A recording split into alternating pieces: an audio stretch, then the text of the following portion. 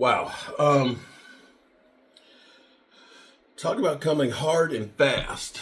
So, forgive me because I did not have enough time to take any video or any pictures, but I will gather pictures from people who will post them on Facebook and things. And we had the Greg from Wingsboro.com who was here and talking to people and things. So they'll probably do an article and stuff on the party.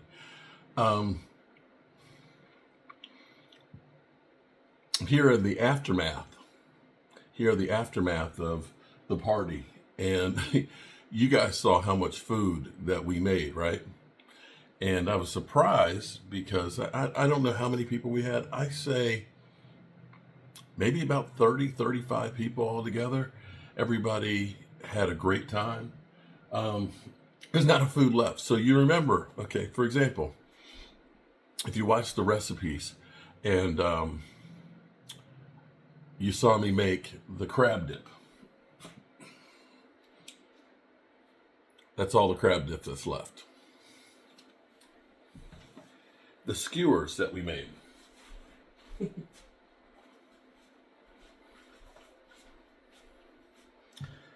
6 skewers left. The meatballs, a bag and a half.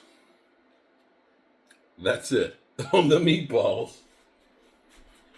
And of the 4 pounds of shrimp that we cooked, 4 pounds of shrimp. That's what we have left. So the good news is not a whole lot of food left over as far as wasting goes. Everybody seemed to like the food, although I messed up the ham biscuits. I got talking and I let them, they got burned a little on the bottom. Although people were eating them, just saying, I'm just not eating the bottom. But the ham sure is good and the top of the bun is nice. But for a first event here at the Red Brick House, I'd say it went pretty good. Everybody seemed to, in disbelief at how good the house is. And I'm going to say that my wife's gone over to take care of her dad. She has become, I am so proud of my wife,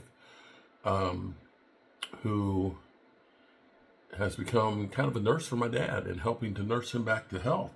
And he's getting better. Thank you for the thoughts and prayers and things. But, you know, she's gone over to take care of him.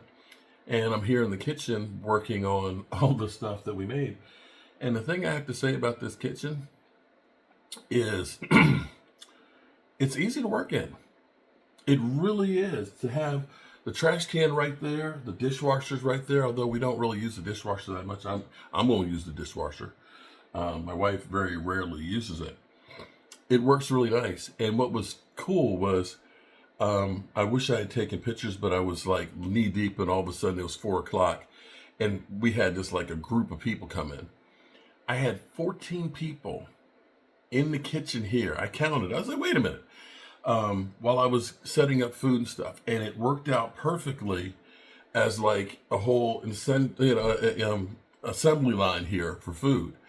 And I didn't realize, I was sitting thinking, oh my God, we got so much food left over. It's like, no, actually we don't. So I'm going to say it worked out pretty good.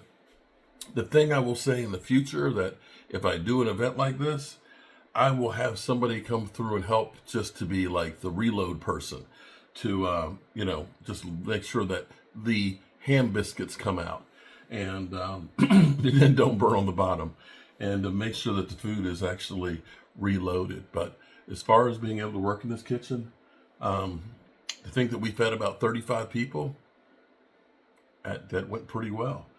And I'm very, very honored and humbled by this house.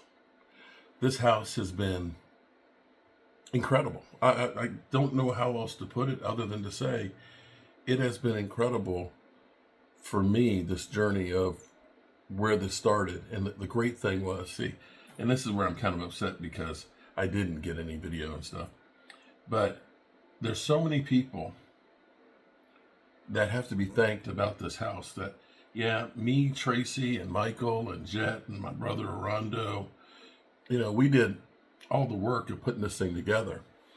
But there's so many other people who are part of it. And I think about how I was brought to this house. Sometimes in life you wonder, is it fate or did it happen by accident? Because I was doing, Waynesboro had this Grow Waynesboro grant money event. They had like $25,000 that they wanted to grant in small grants to help people start businesses. Well, I'd already been doing rental properties and things in here. And so I made a presentation about fixing old houses. And I took a brick with me from a house I have that was only about 100 years old. And I said, there's a brick from a house that's 100 years old. And, you know, when you think about what that brick went through, he said, I had a great presentation. But then they also said, sorry, no money for you. But I met Ian. Ian said, you're the guy we've been looking for. I said, what? I was like, I didn't win this thing. I didn't get any grant money. Is that helping my business? He said, I want to show you a house.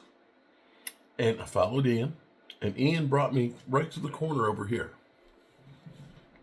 And he showed me this red brick house. He said, this is a house we've been trying to save. And there's a red brick house committee. They're trying to keep the city from destroying it. And unfortunately, it's scheduled to be torn down because we don't have anybody who knows how to fix this stuff. And they don't have the money for it. And that's where I started a change.org petition. I don't even know if they do change.orgs anymore. After I talked to the city manager, he said, sorry, we've already signed a contract on that house. It's gone, man. He said, you know, we've tried for 2 years to turn it over to them, but they don't have a plan that works and we have to get it off our books. But the change.org, the power of the people, got the city council to listen. And that's why this house is here now, and I'm sitting here talking to you about it. But had it not been for Ian coming by and saying, you're the guy, and bringing me over here, I wouldn't be here doing this video right now. And that's where you realize how crazy life is. That you could just miss out. Just like that. That literally, it's like you're on the blade of a sword. You go one way, stuff happens this way. You go on the other side, things happen differently. Had I not done Grow Waynesboro, wouldn't have met Ian, wouldn't have seen this house. This house been destroyed. Literally. And to put it even how happenstance this is, the only way I knew about the Grow Waynesboro was I woke up one morning, and unlike I usually did, I turned on the local news. And the local news was talking about Grow Waynesboro. And I look at this and say, all these different things lined up to make this happen. Was it happenstance or was it fate? I don't know. But I can tell you one thing. There are a lot of people that went home fed tonight that are really happy that it happened. Whew. I'm Mark Holmes, and well, I appreciate you guys. Have a good one.